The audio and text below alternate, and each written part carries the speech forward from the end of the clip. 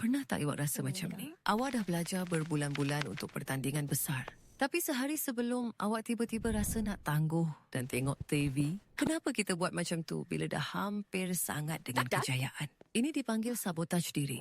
Dalam dunia The Sims, ia macam sim awak yang dah hampir penuh bar aspirasi. Tiba-tiba muncul thought bubble yang suruh dia pergi tidur pula. Otak kita sebenarnya takut pada perubahan. Kejayaan adalah sesuatu yang baru dan tak diketahui. Kadang-kadang, lebih selesa untuk kekal di tempat sama. Walaupun kita tahu tak kita boleh pergi lebih jauh, rasa takut gagal atau takut tak mampu kekalkan kejayaan tu lebih kuat. Macam mana nak atasinya? Pertama, kenal pasti moodlet. Takut tu. Jangan lawan tapi terima ya. Kemudian fokus pada satu tindakan kecil. Macam dalam The Sims, kita klik satu tugasan mudah untuk sim kita buat. Contohnya, baca satu muka surat nota terakhir. Setiap langkah kecil akan membina keyakinan. Ingat, jawab aku adalah semain utara dalam permainan hidup awak. Jangan biarkan glitch ketakutan menghentikan kemajuan awak.